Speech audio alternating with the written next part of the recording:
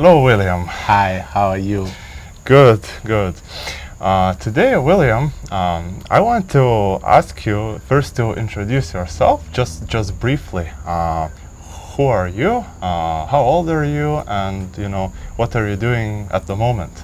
Well, I'm now 60 years old and retired. And then right now doing things that I actually want to do for a long time. And what is that?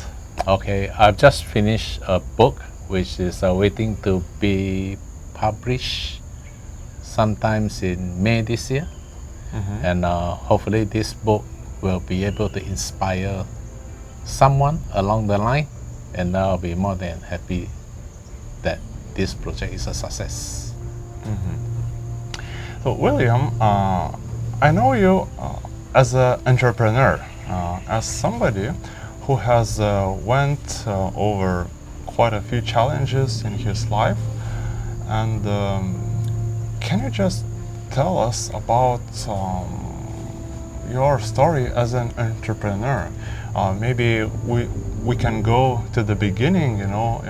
Why did you start, and like how your beginning looked like actually? What was your first step? Okay, I have always wanted to be my own boss for a very long time, all right? But then along the way, when I was employed, then I got promoted, then salary gets higher, the guts gets smaller until the saturation point whereby the frustrations steps in, age is catching up, and then I realized that if I don't do it now, then when? I've seen a lot of cases, my friends, my colleagues who are being retrenched at the age of about 40 to 50 years old. And at that time, I was in my late 20s, and I find it very sad. And I told myself, no, this is not going to happen to me. But then, in order not to let it happen to myself, I have to do something.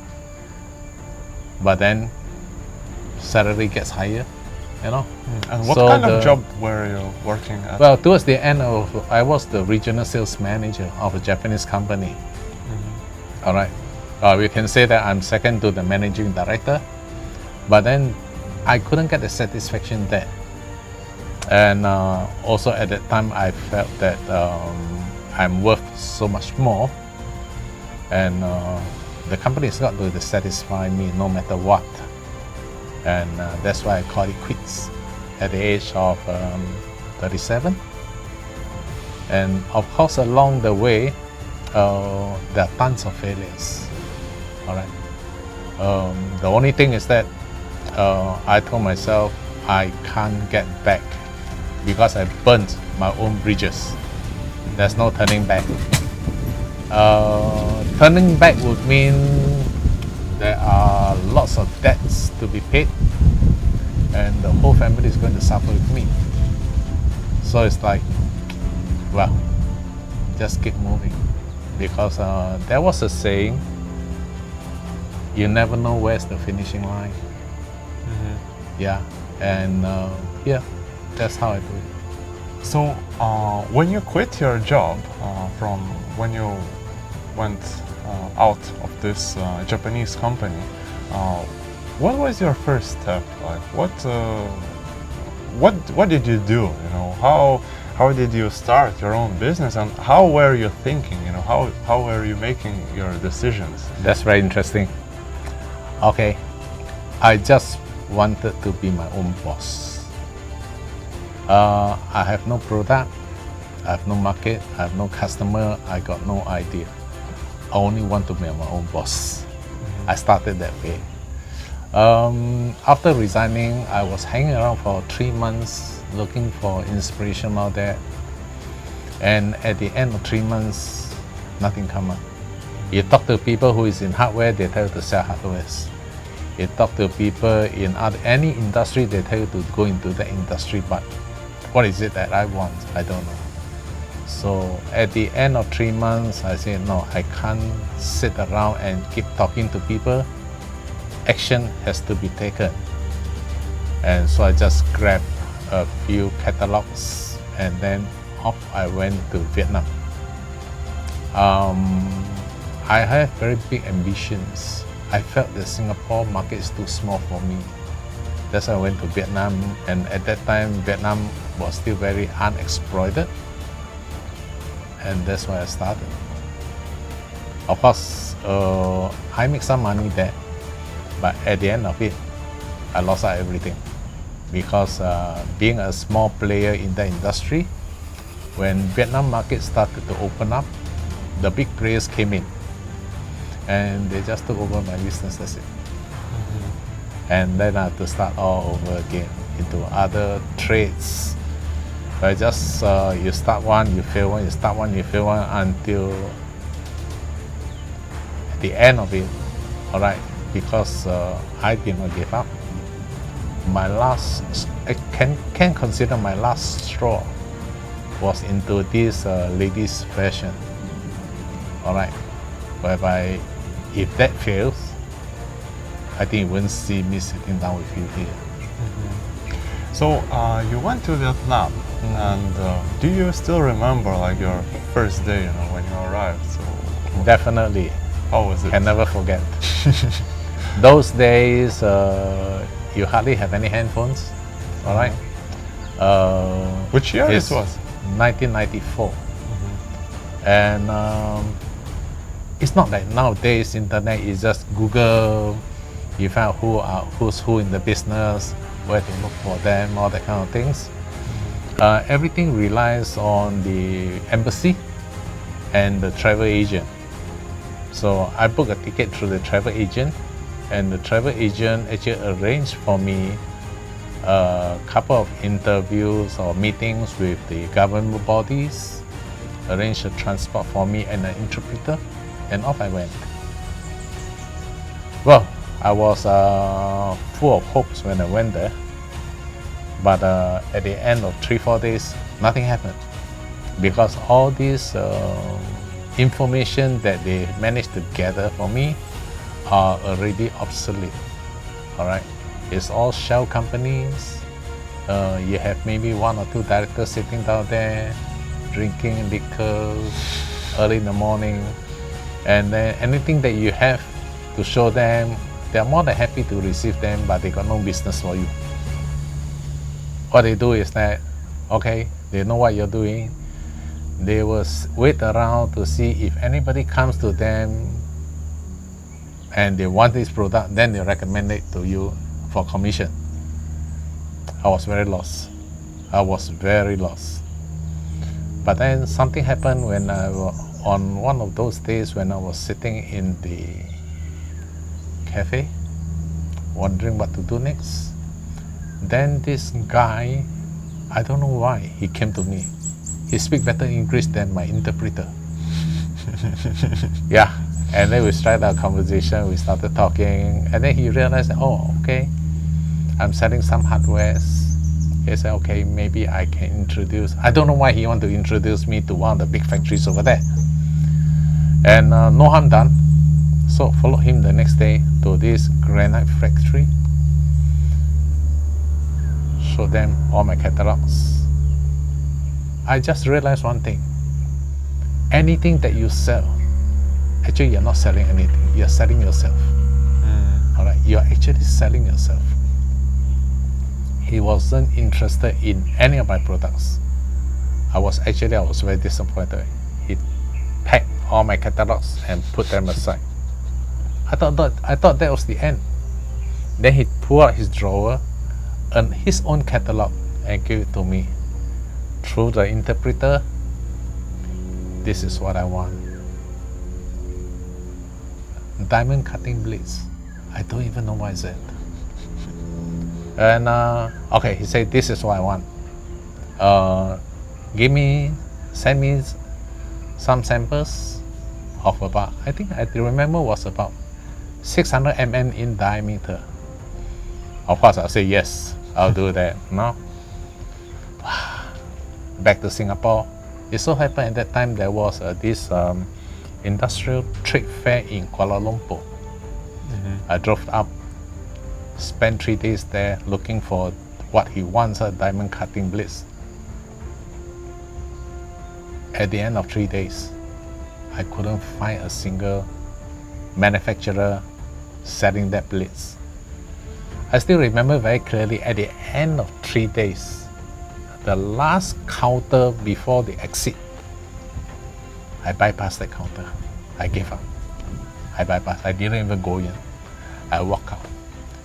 And while going out, somehow or other, I start cursing myself. I told myself, what the hell am I doing?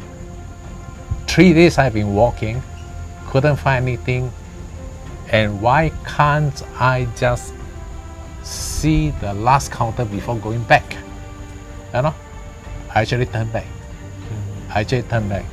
Went in, pop. The thing that I was looking was on the floor at the corner. Wow. Just You see, that's like this, just in front of the door, you know. That's what inspired me to no, don't give up, keep going. Went there. That was my first business. We ordered 2 blades. That was from China. Waited for the shipment. It came. It has to be transshipped in Hong Kong. I waited for, I think, almost 3 weeks, I think. Shipment still not there. It was lost in Hong Kong airport because the 2 blades of 600 mm diameter actually was too small. It was lost in Hong Kong airport.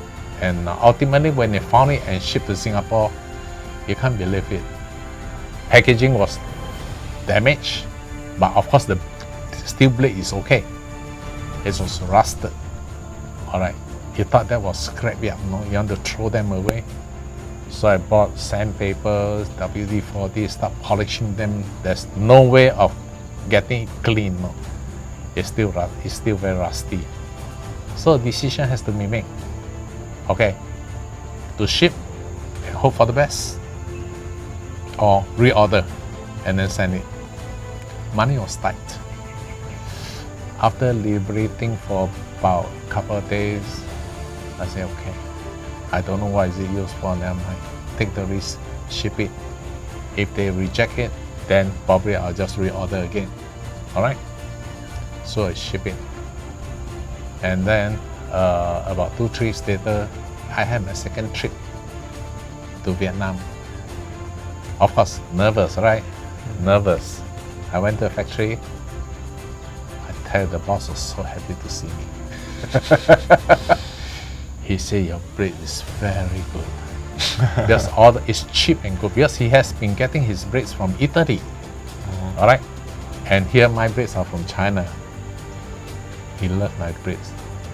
And on my second trip, I actually received an order. I think it was about 30,000 US. I mean about 15,000 US, Sing dollar, about 15,000 Sing. And that's it. Alright. But good things seldom last. Alright. Along the way, after about around 2 years, the Italian factories came in. Of course, the Vietnamese don't have the money, but they do the barter trade. They supply machineries, equipments, everything in exchange for granite stones back to Italy. Of course, I saw the thing coming, but I just couldn't replace my business with other products. And that's it. So I move on, you know. I move on to Myanmar. Myanmar also faced a lot of problems because I have a partner handling my business over there. Initially, we were doing very well too, because we were very ambitious, I tell you. The first product we handled was biscuits. We saw the potential there. Supply was not enough to satisfy the demand. We knew which factory was supplying them in Malaysia. we went to Malaysia to look for these factories. But the factories was reluctant to accept us. They said, I'm sorry, we have agents over there. You please contact our agents. We told them, look, your agent is not doing any work. The market is shortage in supply. And then you're still relying on the agent. I said, I do the job for you. The first time we ordered biscuits from them, we ordered 8 40-footers container of biscuits. We really worked hard. It's sold in no time, I tell you. Of course, they're happy with us. Then we start doing marketing research. We listen to the market, and they say those in Malaysia we have those in tin biscuits, which is assorted. All right, of course it's expensive because of the container. So the market information, market research was that it's expensive. With the tin, can it be cheaper? And we went back to the factory, and at that time the factory was also considering doing this, do away with the tin and have those Terra pack, paper pack, which is cheaper. We said, oh, good. That's what we want. Ship another container there, got stuck. Nobody wants to buy, or sales was very low. They said, what's happening? The market wanted this, right? They wanted something cheaper, right? Because with the tin container is expensive. Right? We give you this, why you don't want? At least the tin container, they can use it for storing other things.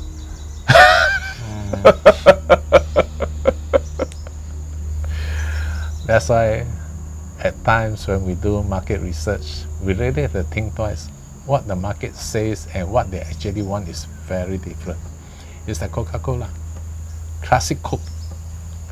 They tested it, people want a new Coke. When they took away the old formulas, the whole market cried. No, we say yeah, but you shouldn't remove the old one.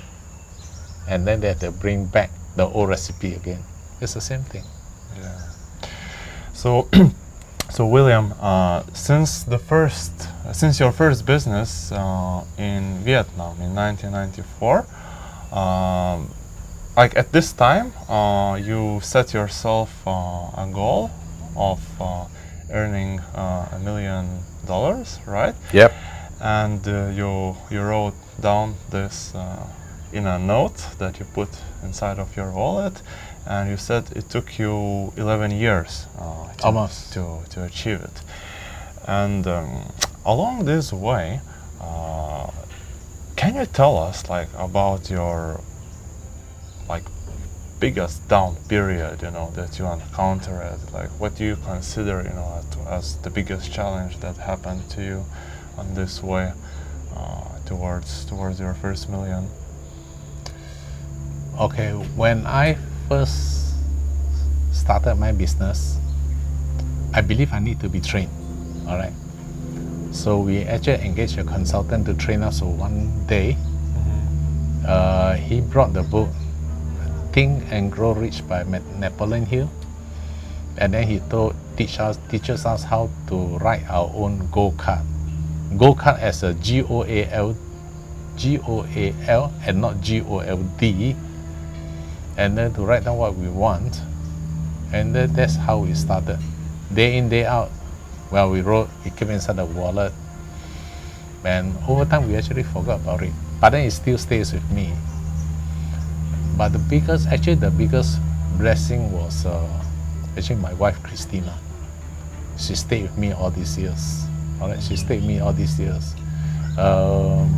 Always very positive with me, and that's why it makes things much easier to move together. If you have one person that's positive and the other person that's negative, and then the journey becomes much tougher. All right, that's the blessing I have. Then over time, of course, before we reached this ladies' clothing business, all right, times were very bad. All right, this hole gets deeper and deeper. All right, to the extent of we actually going to downgrade our house, going to sell our house, move down. We are looking at other properties. tears was rolling down my wife's face. And then we tell ourselves, is this what we want? All right, should we call it quits or should we just continue? All right, and then the chance come upon starting this ladies clothing business. And then I say, yeah, just do it. Never mind. Just do it. Don't think of the consequences. Just do. And the finishing line was just in front of us. We never know. We didn't know it's just in front of us. You can never see. Just keep moving. William, you have a very interesting story about one of your shops that was opened in a grocery market. Can you tell us more about that? Okay. Okay. We operate our first retail shop selling ladies' clothing for slightly more elderly lady in a wet market, whereby in Singapore, wet market will sell things like meat, vegetables, fruits, groceries, all that kind of things. And we actually bought over this store from a vegetable seller. That means we were actually crammed between the fruit sellers and another vegetable sellers. Who would have thought that this location would be, or rather would become one of our best stores? All right. A lot of people tell me, no, the previous owner already couldn't make it. And here you are coming down here to sell clothing in between the fruit sellers and the vegetable sellers. I think you're mad, that kind of thing. But if you don't try, you never know. Like I used to say, if you don't put up cheese, the mouse will never come out. All right, we did. I think more important thing is the service level that we are able to give them, and also value for money, because we knew that at that time online marketing is not there, and those we call them aunties. Aunties' profile are very different as compared to those young girls who are able to buy things nowadays through the internet. All right, because aunties' characteristic is they must try, they must touch, they must pull, they must bargain, then they buy, you know, and that's where we survived so many years over there. And yeah, like what they say in marketing, location is one of the very important thing to consider, but that's not the only thing. I think everything comes in a package. Even McDonald's location can go bankrupt. There are locations for McDonald's that they can't make it, they close it. So it's just one of the factor, but not the most important factor in terms of location. It's everything in, like your product, your pricing, the girls who are handling your business. More important thing is the service level. Years ago when I was studying, my marketing professors taught us at the end of it, it's always the service level. It's always the service level that determines your success or failure. Like for example, you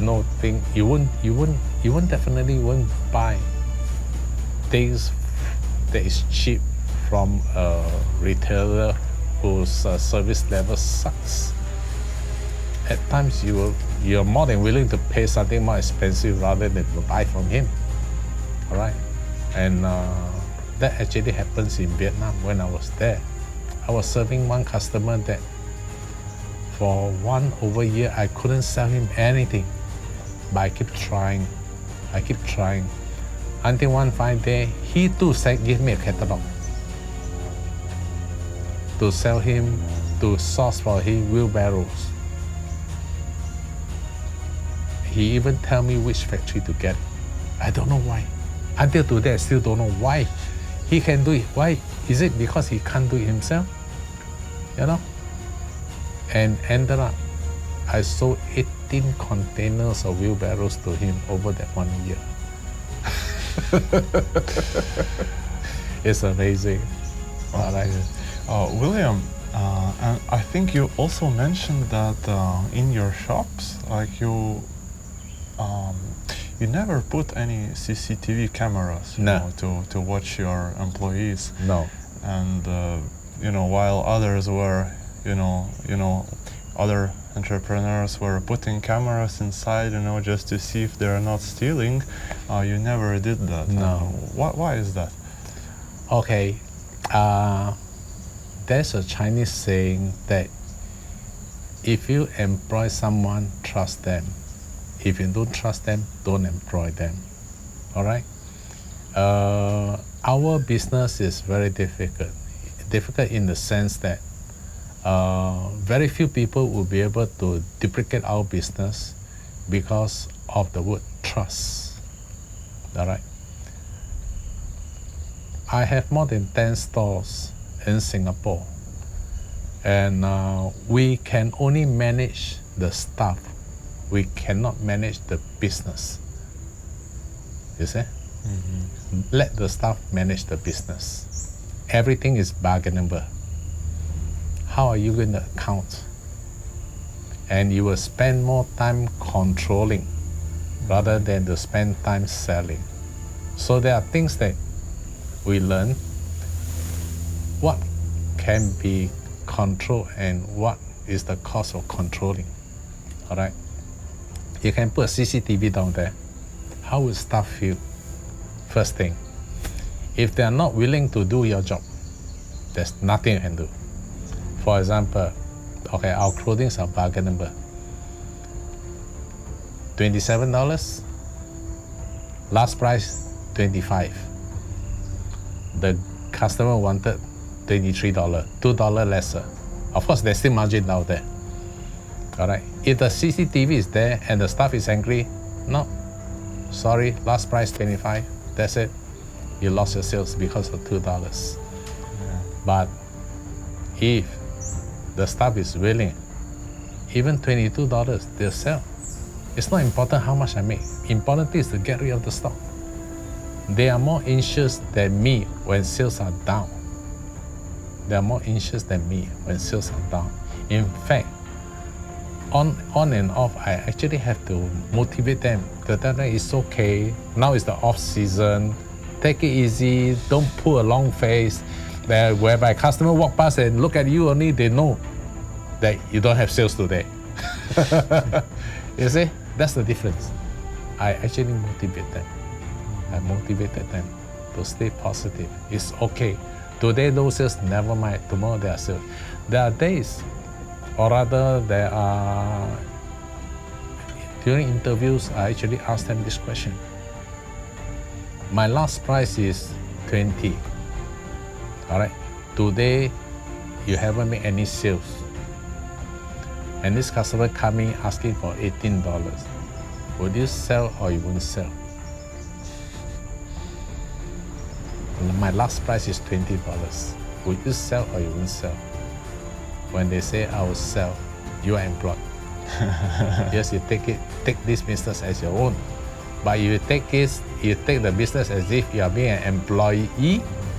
I say, sorry, last price is 20, go never mind.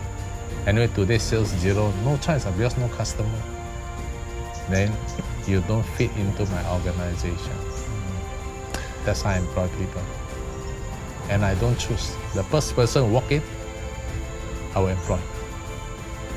I don't wait for 3-4 people to come for interview and then decide which one best. No, I don't. The first person come in, you are willing to work, I give you the job. Because opportunity is you give yourself, not I give you. How you perform, that's all. Of course, there are people, when they're talking about CCTV, there are people who come in and then take 1 or 2 pieces. Of course, those are handed to the police or make them appear and off they go. That this thing happened, definitely. But then, on a total concept basis, I think trusting the employee outweighs controlling them. That's how we manage. Of course, there are a lot of other bosses who come to me and say, William, wow, you can trust your employee. What happened this, what happened that? I say, yeah, okay. I think that you get trust by giving trust. You see, for business to succeed, you have to make other people successful. All right. So if you give people so-called responsibilities, you must give them authority. Without authority, how can you tell them to be responsible? At the same time, there's certain restriction that they can do. If you are your own boss running the store, of course you can do anything you like, right? But then my stores are being run by employees. So how are they going to compete with the neighboring bosses if I don't give them authority? They can never compete, because if they treat themselves as employee, but our neighbor competitors are bosses, they can never compete. But by giving them authority, they compete level to level. They can do anything they want. That's how we do it. That's what's actually happened to me quite recently. I was about to go to a seminar, and it would be my second time, in this particular seminar, and I noticed that, they are not selling tickets for one person anymore. They are just selling in pairs now. Like you have to go both, Okay. and you pay double price. And so, I said to them, okay, it's not my first time. I know the real price, and I just arrived here, so I don't have any friends, but I want to come, so can you sell me a single ticket? I said, no, we cannot. Okay, so then, we started this conversation, about price, so, but in the end, they didn't, she talked with her manager, and they still didn't, they even by $1, they couldn't agree, to decrease this price. And I said, okay. So then I'm not going to the seminar, anymore, because, it feels like, from a customer perspective, you see that, these guys, they don't care about their customers at all. Because there is a guy who wants to go, who wants to pay a fair price, but then, they force you to do something that you don't want to do. Very few people want to really crack their head and think out of the box. Even today, all right, you just go to any shopping centers, you will find things like, okay, first piece, or rather they always say second piece, $10. The first piece probably is $29, second piece $10, or second piece 50% discount. We face that kind of problem, but then we don't do it that way. If for example, the one piece is say for easy calculation, one piece is $30, second piece $10. That means I expect $40 from two. All right, but then how many people buy two? But how many people were prepared to let go because they don't want to buy two? So in that sense, I told them no. If I'm prepared to sell $30 and second piece at 10, never mind. I'll sell everything at 20. Yeah. I get more customer. I don't have to force people to buy. Why must I force people to buy? Never mind. I do that. I don't sell second piece at $10. I don't do that. I make the decision and then I go by one piece. If I'm prepared to do that, then divide by two, I'll sell in one piece $20. I sell it. I get more customers. Because the most important thing for you is to sell and to satisfy Yes. your customers. If the customer want to buy two pieces, be my guest. But then there will be a lot of people who wants to buy one piece at $20. I make more sales that way. So why do you have to worry that people won't buy? If your product is good, if your pricing is fair, you don't have to worry about that. You don't have to worry about that. So we adopt that kind of strategy. We don't even go to sell things at $9.90. All these are the old school. People now, if I tell you $9.90, you know it's $10. But the old school, I think that $9.90 is below 10. But actually it's $10. So we whack 10. Why do you have to give that 10 cents back change? You don't do that. You think out of the box. Yeah. I think, William, this is quite connected to your idea that it's better to learn from environment than just from reading books, right? Can you just explain a bit more about Always this? take yourself as a customer. How you feel. It's very easy. It's not difficult. Or when you want to do something, you put yourself in the other person's position, look back, and then, okay, if you were there, what do you think? What will you do? How will you like to be treated? Like the Japanese, they always say, the next step, always consider your next step as your customer. Even in the production line, anything you do, you always consider the next step as your customer. You can never go wrong. Yeah. But if you think that the next step is a process, it's not your business. All right, I done my job. Okay, that's your business. That's your responsibility. That's it. The whole line failed. I treat my staff very well. I tell you. I treat my staff very well. Really. They're so important to me. They are more important to me than my customer. They are more important than my customer because they are the one who helps me generate my money, not my customer. Customer will come, but they are more important. How they treat my customer, that is important. You see, so it's a matter of priority. Who is important to you? What should you do? How you handle things by putting yourself in that place. Do you like to be treated this way? You like, you do it. I wasn't given authority, limited authority, but a lot of the responsibility. I know how it feels. There's a lot of things that I know I have to do to get better results for the company. But the company don't appreciate it because they have a protocol. They have a lot of red tapes. You have to do this, then you can do that. But these are the things that I don't like. So if there are things that I don't like, why should I enforce on my staff? Like, if it's below my base selling price, they have to call me. No, they don't call me. Just do it. Don't call me. I go to the store, some customer who knows me, knows that I'm the boss, say, approach me, hey, can you give me lesson? Just talk to them, I walk off. I don't have to entertain them. My staff will entertain them. Because what happened, you will say, yeah, okay lah, give it to them.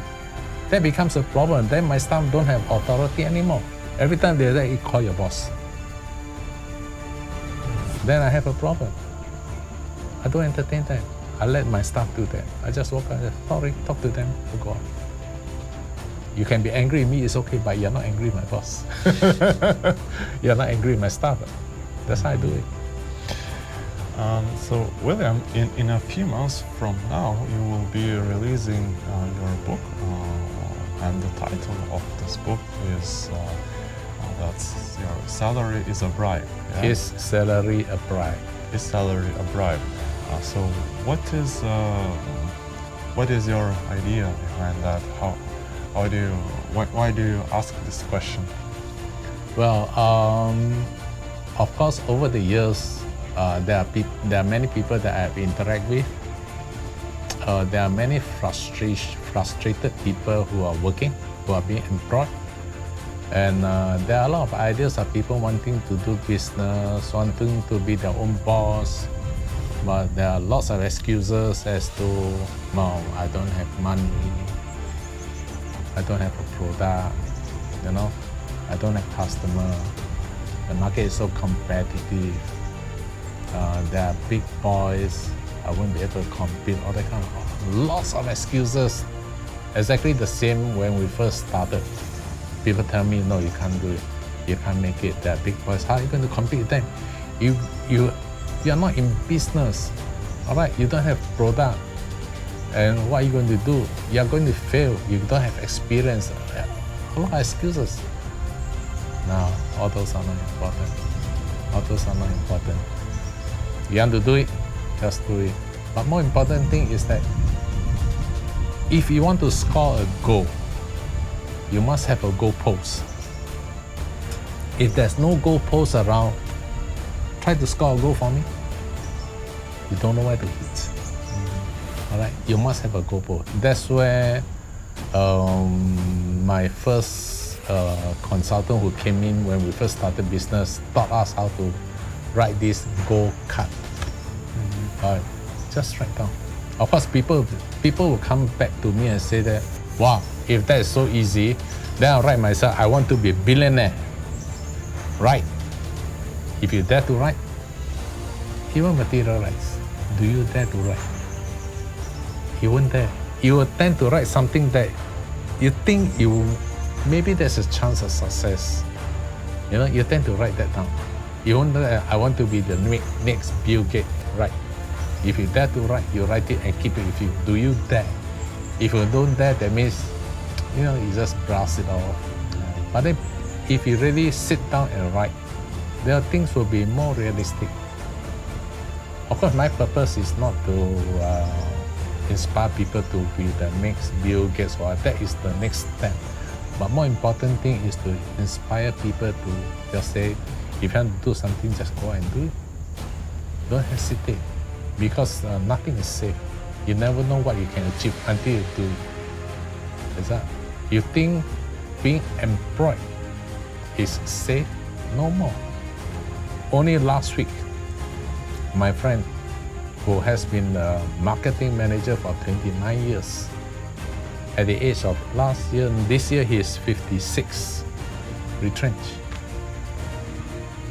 What are you going to do next? What are you going to do next? 29 years, retrenched. Of course, he got a sum of money, but for what? But then if you are in business, it's a different thing. You can choose to retire or to sell your business, or you can choose to continue doing what you like best. Just last week only. Just last week.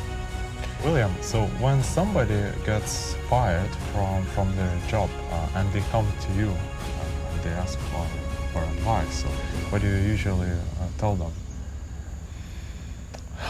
Okay, one thing I know is that advice is always free. All right.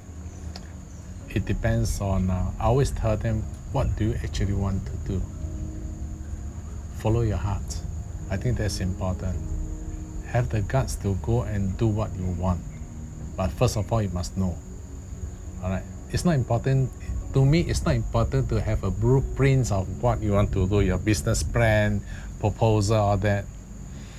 No, planning is so easy, but to implement it is so difficult. Like they used to say, for example, you're budgeting your expenses. All right. When you finish your budget, add by another 50, 100%, and that will be correct. It's always the case. All right. So the planning part is not as important as what do you want to do. You can ask a lot of people. People will tell you, but is that really what you want to do? Not important, but what do you want to do? That is important. Don't ask me. If you ask me, I'll tell you to sell ladies' clothing. Is that your passion? No, right? But was it my passion to sell ladies' clothing? Honestly, no. People ask me, why do you sell younger? I say I love to. But then my locations are meant for elderly lady. But where do I get the motivation from? From the sales.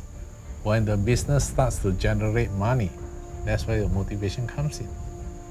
Same like my son. Okay, my son just started his own construction company. All right, from young, my son, he loves sports, but he hates the sun. He likes air-conditioned place. He don't like to be dirty. All right, even when he goes out to take a meal, and then if he's by accident something gets dirty on his shirt, he has to go back and change before going out. He's not in the construction industry, where it's hot, it's dirty. But how he survived over the last almost 2 years is the money. He saw the money there. I doesn't have to wake him up early in the morning. It's automatically he'll be up. he doesn't get home until about 11, 12 o'clock. So he doesn't like to be dirty. He doesn't like to be perspiring and hot. But then he's in this business. Why? What's the motivation? That's a great question. Maybe we should bring your son here, and ask him. You see, if you don't see the money, you don't get motivated. People think the other way. No, you must be motivated. No, you must see the money first. Because why we are in business? It's not because we want to make the money, but then we want to be comfortable. We want to be able to retire early. We want to be able to do things we like. We don't like to be dictated. We like to be appreciated. You know, that kind of things. So these are a lot of factors that comes in together, and people say, oh no, that's not my passion is in this. But if the money is not there, where to get the passion? You cannot live on love and fresh air. It's a very materialistic world. You make the money, then you decide, then you do what you like. You can retire early, you can choose to retire early, you can choose to travel the world. But then, to be employed, of course there are people who are very successfully employed. But how many are there? How many are there? You just go to the hawker center in Singapore. Almost any hawker center in Singapore, I tell you, you will easily find a few millionaires there. Millionaires, easily. I'm not kidding. How do I define them? How do I identify them out? Very easy. Go there early in the morning, about 9 o'clock. Look at the stores. How much food they prepare, or how many plates that is being used already. They're stacked out there waiting to be washed. Just give a rough calculation. You will know. You'll know that these are the few millionaires in the market. In the market whereby easily you have close to about 100 stores, you can find a few. But in a building of a few thousand employees, how many millionaires are there? Very few. So where's the opportunity? Opportunity is there. I remember when we met last time. It was in a hawker center, one of those places in Singapore, one of those dirty places, that. And you asked me this. It's not dirty. It's messy. It's messy. Yeah, it's a matter of perception, Yes. But anyway, you asked me this question. How many of these people you think are millionaires? And when you asked me this question, I thought, oh, you must be kidding, I haven't ever thought, that millions can be made in places like this, because Yes. it seems that, just, somebody just flipping pancakes, in a pan, Yeah. How can you make millions? Yes. But then, we made some basic calculations, and, we see how many people are queuing, what price are they paying, how many days we have per year, how much you pay to employees, how many shops you can have, around the city. And it appears that, if you read a book, it won't be obvious for you. But if you just go out and you make your own calculations, Yes. then you Even just... in Malaysia, there are so many millionaires. It's just go by the roadside, not even the hawker center, by the roadside. You saw this uncle in Penang push cart, selling fried kway teow, Michelin star. I tell you, the queue is crazy. The queue is crazy. People queue in the hot sun to eat his fried kway teow. The Chenlo store in Penang too. Chenlo is a coconut dessert. Very simple. He served non-stop. But I think the very important thing is that those people who have Michelin stars, He only got his for Michelin making- star after so many years. Yeah. But then he is just one of the rare type. But there are still a lot of millionaires who are hawkers. There's a lot of them. I think Just open up your eyes, observe them, observe the queue, do a basic calculation, you will understand how many there are. But they dress up as simply. You can't tell. You cannot tell. The way they serve food, they don't even smile at you. But the money is there. The money is there. I think it's also very important to understand that well, you cannot just copy them if it's not important for you. You know, if making food is not something Yes. that you like, you know, There's you other will things. never be the one who has a long queue, you know, Yeah. to buy food from you. Yes. But then you understand that there are a lot of things that you can do. It depends on how you do it. That's all. People thought I make it because I'm doing wholesale. People are very shocked that all this clothing I'm selling piece by piece. I don't do wholesales at all. I brought in by loads. People thought I'm selling wholesale, but I'm all sold by my employees.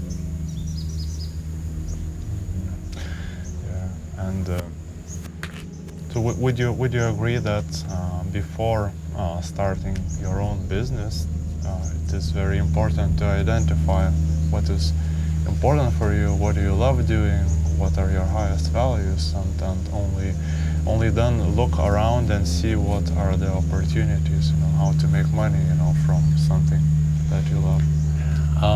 Dare to step out of your comfort zone. Right? Don't think that being employed is safe. Don't think of that. If there's things that you want to do, do it and start early. I start a bit late. All right, that's why it takes me a while to have the kind of courage to just call it quits and then everything rely on myself. All right, start early. The learning curve is faster. There's not much of a hesitation when you're young because you have lesser responsibilities.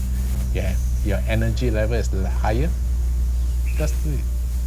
Yeah, it doesn't matter that you don't know the trade, but when you get in, especially when you are on your own, your learning curve is much faster as compared to there are people who come to me and say, I get some employment, then I learn the business, then I will start my own. When you go into a company, you only do a small part of it. You won't be given the whole job scope where you learn, then you go out. All right, you learn a bit, then slowly over the years, it takes a long time. Your learning curve takes a long time. But when you're on your own, A to Z you have to do. Anything that people don't want to do, you have to do. Your learning curve is much higher, much faster. That's why you have a better advantage when you start young. Yeah, you maybe say, yeah, you got no experience. No, experience comes from all this, through hard knocks. William, what would you advise to people? Okay, my advice is that anything you want to do, any goals you want to achieve, you must have a goal post. To have a goal post meaning to say that crystallize your thoughts or your goals on a piece of paper. Any piece of paper will do. It's something that I have with me, which I have written one of them, and just put it in your pocket, put it in your wallet, keep it with you. You can forget about it, never mind, but it's always with you. All right, you can write anything you want to achieve, what you want to do, what is your expectation, even when you want to achieve it. And you'll be surprised with the results. Recently, while I was writing this book, Is Salary a Bribe? Then I remember years ago when I first started my business, this consultant taught me how to write my goal card. And the piece of paper that I just showed you was my second goal card. What happened was that during this time, I was hanging on to two houses. And then when the time came for me to release one of the house, property price was a bit depressed in Singapore. And I was going through 3 exclusive agents for a total of 18 months. And they couldn't fetch the price that I want.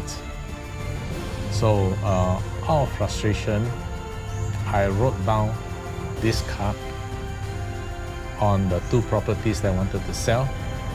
And I even write down the date, 2nd October, which is my birthday, to sell it. The last sole agency expired on the 1st of October. That means after 1st of October, I got no more agents already. Then 2nd October, I'm supposed to interview someone for my book. But then that day, last minute, he got an appointment and it was postponed to the 3rd of October. I went down to interview him, but before interviewing, of course, we conduct small talks. And I realized that he was busy because he's going down to finalize one of the 2 houses that he wants to buy. Then I asked him, is he interested? Why didn't he looking at the location that I'm selling? So he asked me for the exact location. I told him, and he said that is the house that he has been eyeing, but then the price tag is too high. I said, you have not even seen the inside of the house. How do you define that it's too high? I said, you're running out of time, it's okay. We'll do the interview later on. Go down and take a look. If you don't like it, just go and finalize one of the 2 houses that you have so-called run down already, left 2 houses. So you decide either one of them. You just take a look. If you don't like it, then go and do the other 2 houses. He said, okay, fine. He went there, sold at my price. I missed it by 1 day. You never know. It's amazing, I tell you. It's amazing. The other thing was I have a group that is doing investing and also shared with them. And he was my teacher actually. He was running a business. His aim is to do 6-figure the first year. When he met me, it was way off.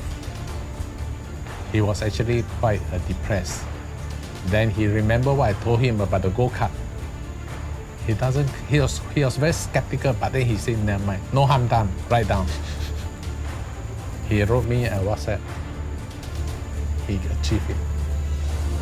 And in that go-kart, which I did not see, he even wrote, he wants to write a book. It was published last month. He was very amazed. He shared in his Facebook, which I didn't know until I saw his Facebook. He said he didn't know that a simple thing like writing a go-kart can actually happen by gathering all the mysterious forces to you to get things done. So I think the most important thing is still the go-kart. You must have a goalpost to score goals. That's all. Okay, William. So thank you so much for sharing your story with our viewers.